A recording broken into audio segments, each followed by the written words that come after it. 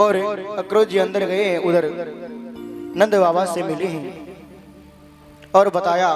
बाबा ने खूब उनका दिव्य स्वागत सत्कार किया है और बता रहे हैं कि आज कृष्ण के मामा कंस ने बहुत बड़ा विशाल काय मेले का एक आयोजन रखा है और उन्होंने कहा है कि आप वृंदावन चले जाओ और कृष्ण और बलराम को ले आओ और उनसे कह देना कि तुम्हारे मामा ने विशाल का बहुत बढ़िया सुंदर से एक मेले का आयोजन रखा है। महाराज नंद बाबा को इस बात का पता लगा कि कंस ने मेले का आयोजन किया है, तो कह रहे कि ठीक है, मेरे को तो तुमने बता दिया, लेकिन इस बात को मत बताना किसी और को, मैया को मत बताना इस बात का, नहीं तो महाराज अभी से वो रोने लग जाएगी। और अक्रोध जी ने बाबा से कह दिया, बाबा ने नाई को बुलाया है और कह दिया कि सारे वृंदावन में सभी के घर जा कर के कह दो कि जो भी मेला देखे वो चाहे सवेरे तैयार हो जाए और अपनो बैग तैयार रखे, सामान तैयार रखे, बैलगाड़ियों में लादने के बैठ करके सब मथुरा जाएंगे। कंस ने दिव्य मेले का आयोजन किया है। तो ग्वाल बाल सब तैयार हो गए हैं कि ठीक है सुबह चलेंगे। लेकिन महाराज ऐसी बात का जब गोपियों को पता लगा कि कन्हैया सुबह हमें छोड़ करके चले जाएंगे, तो महाराज खूब रोने लग गई हैं गोपियां और रो रही हैं महाराज के कन्हैया के बगैर हम पल भर नहीं रह सकते। आज कन्हैया हमें छोड़ करके जाएगा, हम कैसे रहेंगे?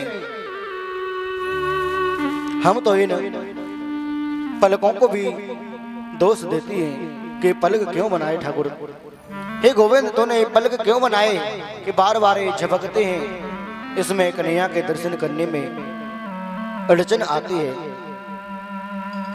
तीन पलकों को भी दोष देते हैं, लेकिन कन्हैया हमारे आंखों के सामने से चले जाएंगे, हम कैसे रहेंगे? महाराज गैयाओं को पता लगा है कि गोविंद सुबह मथुरा चले जाएंगे, तो महाराज चारा खा रही थी गैया, मुंह में चारा था महाराज, जैसे सुना कि स्तब्ध रह गई महाराज, चारा मुंह से चबाना बंद कर दिया, मुंह फाड़ करके रह गई।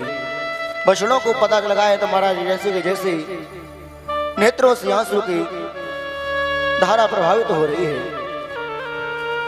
महाराज इधर जमुना जी को पता लगा है तो जमुना की धारा कल कल कहती हुई बह रही थी, वो जल महाराज रुक गया है, स्तब्ध हो गया है जल। और सूर्य भगवान से गोपियां प्रार्थना कर रही हैं, क्या कह रही हैं? श्याम सकारे जाएंगे, नैन मरेंगे रोए, बेदनाए सी कर चलो, जास भोर कबो ना होए। हे सूर्य नारायण, हे देवों के देव, हे भुवन भास्कर सूर्य नारायण, आप उदय मत होना। तो अगर आप उदय नहीं होगा, आप जैसे उदय नहीं होंगे तो हमारे गोविंद सुबह जाएंगे नहीं, क्योंकि सूर्य नारायण उदय नहीं होंगे तो सुबह नहीं होगी, और सुबह नहीं होगी तो गोविंद नहीं जाएंगे। तो उनसे बार बार प्रार्थना करने की, आप उदय मत होना। और अक्रूर के विषय में कह रही है कि अक्रूर, इसका नाम किसने रख दिया अक्रूर? इसका नाम तो क्रूर होना चाहिए।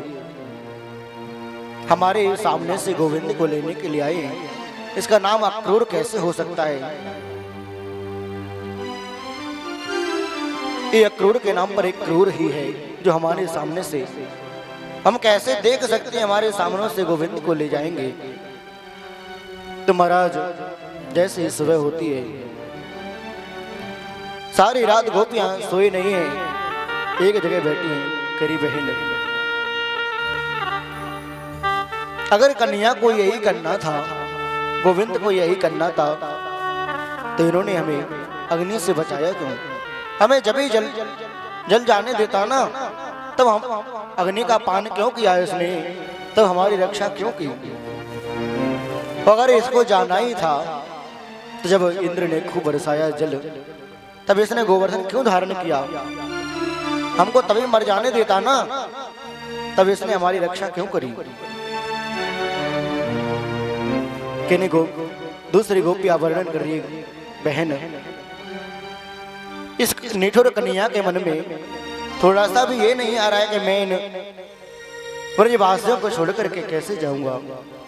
एक बार भी ये नहीं कह रहा है, एक बार भी इसने मने नहीं किया है अपने चाचा से कि चाचा मैंने ब्रजवासियों को छोड़ करके कैसे जाऊंगा। एक बार भी नहीं बोला है। ये तो तैयार है ना, इसको तो मेला देखने की कुछ ज्यादा ही लगी है ना, लेकिन ये नहीं कह रहा है कि हम लोग कैसे रहेंगे। महाराज सुबह होती है तो रथ जैसे ही अक्रूर जी ने सामने रखा है, कन्हैया रथ में बैठने के लिए जा रहे हैं, तो मैया को पता लगता है कि गोविंद मेरा कन्हैया मेरी सामनों से जा रहेगा, कैसे रहूंगी मैं। कन्हैया को बाहर नहीं आने दे रही है मैया। हे गोविंद तुम मत जा, मेरे को छोड़ करके तू मत जा। मैंने तेरा कैसे लालन पालन किया है, अगर तू मेरे को छोड़ करके जाएगा मैं कैसे रहूंगी। इधर महाराज गोपियां को पता लगता है तो सारी गोपियां आ गई हैं और रथ के आगे आकर के लेट गई है। जाने दे मोहि मथुरा जाना जा